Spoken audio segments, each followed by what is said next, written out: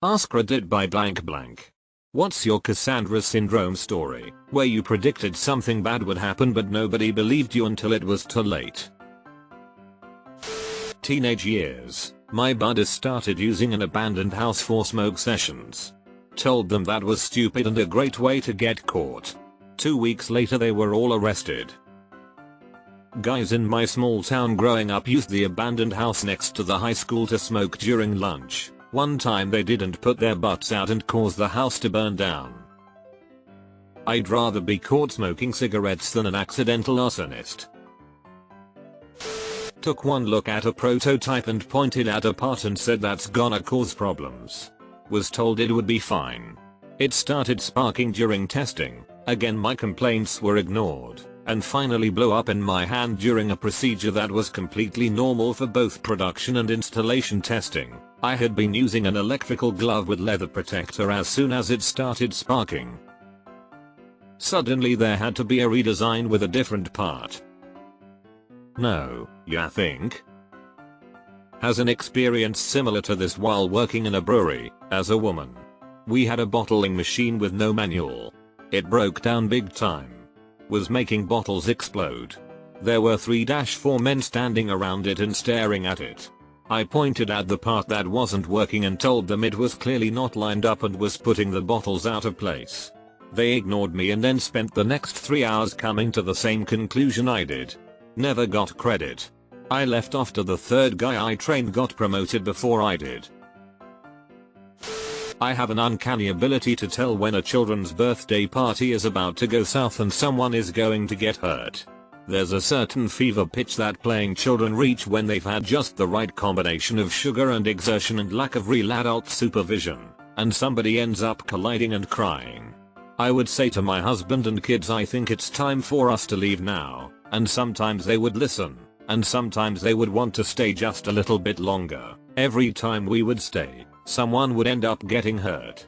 It got to the point where I could look at them and say I'm calling it, and they would immediately pack up and head for the car. Sometimes we could hear the crying on our way out to the parking area. I'm glad to hear from another person with this sense. It's a weird intangible shift in the overall tone of a room full of people. A new VP of sales wanted to go to a distributor shop model wherein we paid distributors a commission if they sold our products. I warned him multiple times we needed to make sure the commission was input correctly when we keyed the orders into the system, or accounting would have to do some tedious and costly manual adjustments after the fact. He brushed me off, probably because I was a lowly customer service rep and a woman to boot. He said it wasn't a big deal and we'd sort it out one way or another.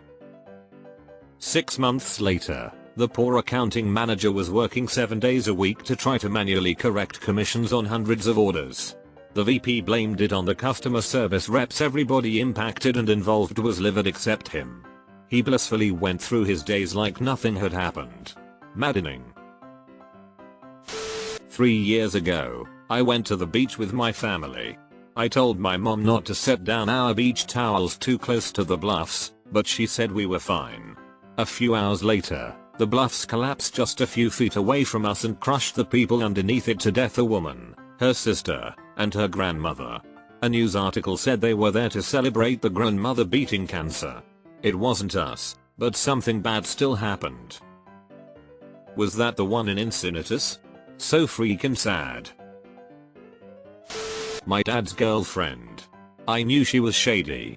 Didn't know she was a grifter mixed up in art forgery scams who would try to steal everything my dad had up to and after his death. Was real glad to see the back of her, but I had to hire a lawyer. Out of the blue my wife's ex-stepmother calls and wanted to re-establish communication. She's retired, has a good relationship with her own adult children and seems to be doing okay. Only her last husband died a little over a year prior. Red flag. I mentioned to my wife to watch out, she may be trying to get back with her dad through her. Ding ding ding. After 6 or 7 years of playing nice, she sees that my Phil isn't going to get back with her. She ghosts my wife. Wow, 6-7 years of playing nice, that is a long game. I used to work with a big industrial saw. The saw was supposed to be operated by 2 thumb switches. Someone had modified it to run off a foot pedal, which was illegal. I wasn't the main one who operated it, so I told the person who did it was a bad idea. They told me the original switches would be too slow. I know what I'm doing. I didn't argue the point. I wish I had, because they wound up removing a couple of fingers. They were able to reconnect them, but you never get full mobility or sensation back. I have a friend whose wife left him. They had a toddler and a live-in foreign high school student they were sponsoring. They started fighting over child custody. I told him, get that teenage girl out of your house. He said the lawyers said it was fine that she continued to live there. 3 years later, the ex-wife listed his relationship with the teenage girl as one of the reasons he shouldn't have custody. Actually, seeing him with that girl, who still lives there, I have to say I agree. And so does the court. My entire life I thought I would die at 25. Obviously no one believed me. 2 months prior to turning 26 I was in a massive car accident. I broke both my legs, my arm, and suffered a major traumatic brain injury. I only survived because an EMT was driving to work saw the accident who I happened to be friends with in high school. I was told he went above and beyond what was required and kept me alive. Luckily I am all healed up including my brain except for my left ankle. Holy shit. I'm so glad you're alive. I've correctly predicted a suicide and a suicide attempt from a single out of character act. While home for Thanksgiving break my freshman year of college, my mom told me my sister had made up with her former BFF turned enemy recently and that my sister had even given her my sister's favorite pair of jeans that the friend loved and was thrilled to receive. I told my mom I was worried she was going to kill herself based off jeans in November, was ignored, and she attempted in December.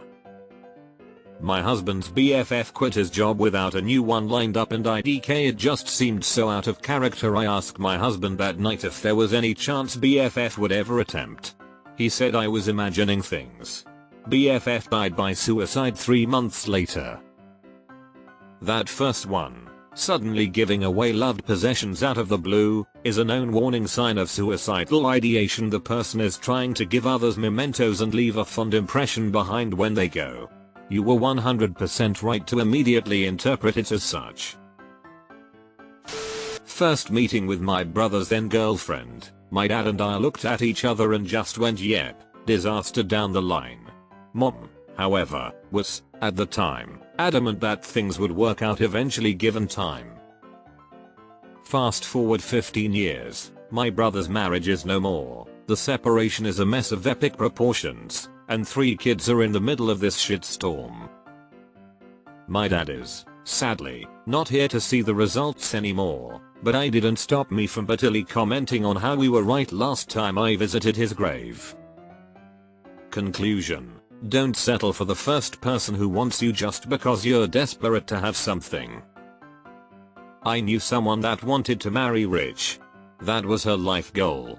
She was beautiful and did marry a plastic surgeon.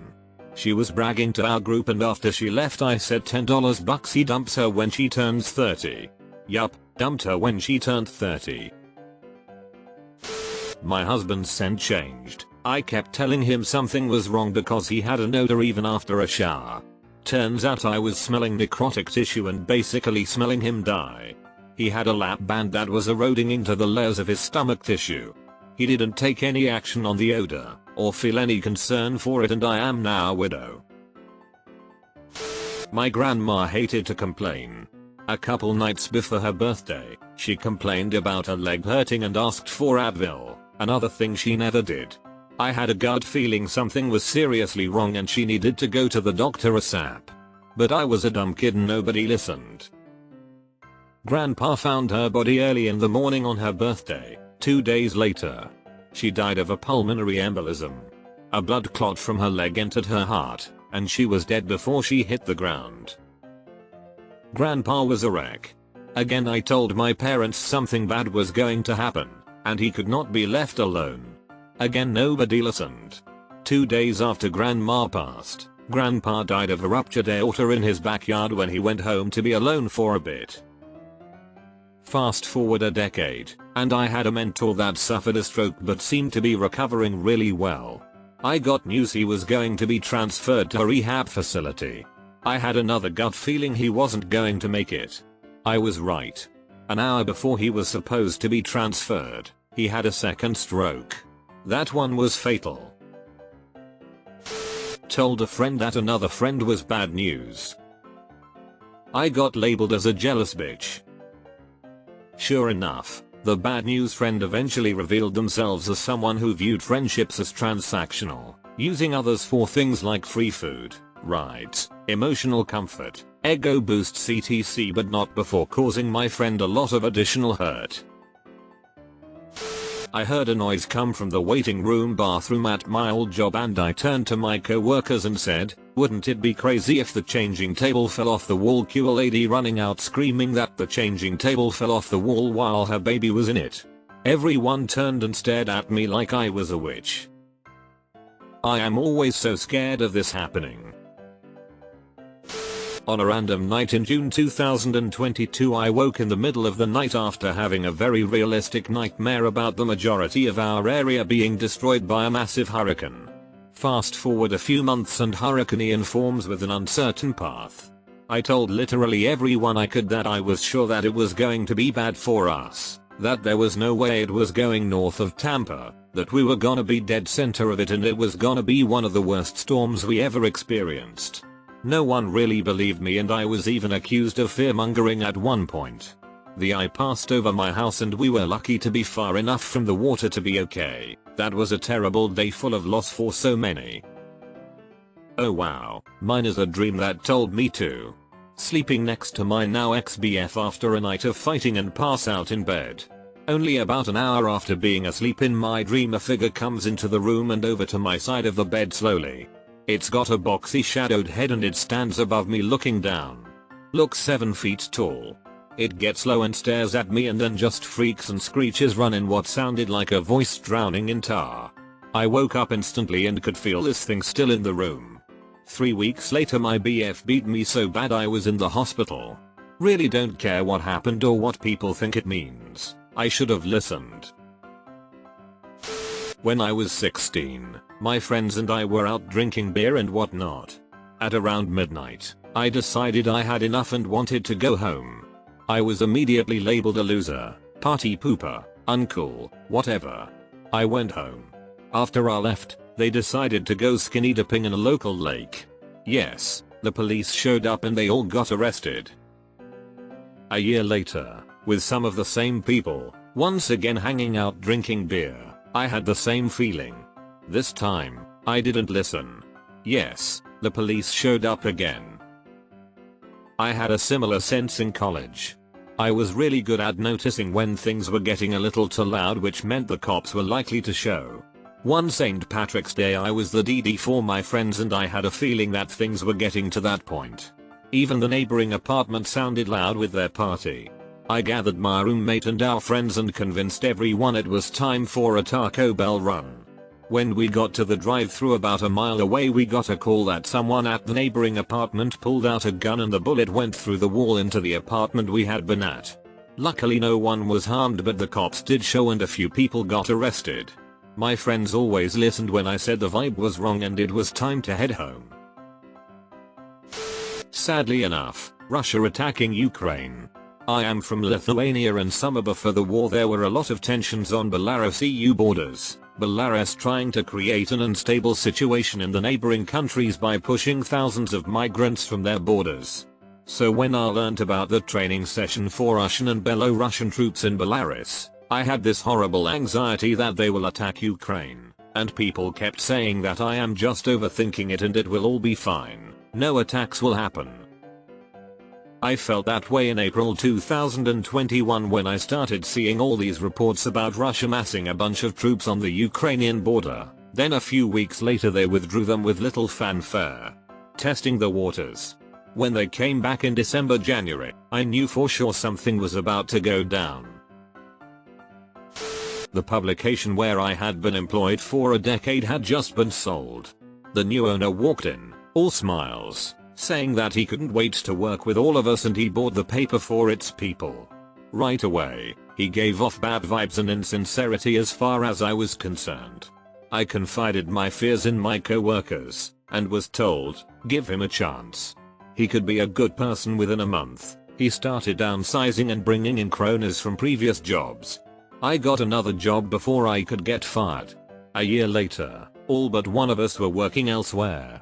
At that time, we had a reunion where we found out the bad boss had been booted from his previous position for financial mismanagement. I guess more of a gut feeling than a specific prediction, but a few years ago I got invited to a party. Nothing specifically unusual, me and this friend group would go to or host a party every couple weeks. But as the hours were approaching I just got hit with an incredible amount of anxiety. I started thinking something bad would happen there, and I should just stay home that night. Never really felt that before. Decided to just text my friends that I wasn't feeling well and wasn't gonna make it. Learned the next day that one of my friends got into an argument with someone there. The guy left and came back while my friends were talking out front as the party had died down. He shot at the group from his car, hit my friend in the head, fatally, and the host's father as well. I did feel a level of guilt about it, like what if I was there, if that could have changed anything. But maybe my feeling saved myself or others too. Not me, but a Chinese co-worker of my wife's came back to Vancouver, Canada after a trip to visit relatives in China. In January 2020. During a lunch break, he told everyone on staff that there was some serious viral flu or some shit going down in China, and that it was going to go global. Sure, man, whatever. Fast forward to mid-2020, and my wife made a point of good humoredly singling him out during one lunch break and saying, just to be clear, you were right on the effing money. One day I stopped by to see my teacher, who was always bubbly, to thank him for helping me. During our conversation he seemed a bit off and he said he just had a bit of chest pain in an off comment. This was in between classes and I was late to my next class with another teacher who was very strict and didn't like me. She berated me for being late, but I decided to counter her. I told her I was late because I was talking to the other teacher and he really didn't look well. She didn't believe me, but I stood my ground. Eventually she went to check on him in the middle of class and more likely to corroborate my story. After seeing him she ended calling the ambulance and thanked me for telling her that he wasn't doing well. I waved bye to him on the stretcher and he said, I'll see you later. He had a heart attack on the way to the hospital and died. I remember as a kid hearing about the US invading Iraq over WMDs, saying to my mom it would be embarrassing for us to invade and find nothing. I was early teens. Also, it made sense to me why Iraq neither wanted to confirm nor deny WMDs. They kept Iran at bay. In the early days of the invasion, the guy who used to be in charge of overseeing Iraq for WMDs literally went on The Daily Show to say, unequivocally, that there were no WMDs there. I feel like I'm the only person who remembers this. Basically every fucking time I would speak up at work. And anytime you sent a cautionary email, too, if you're anything like me.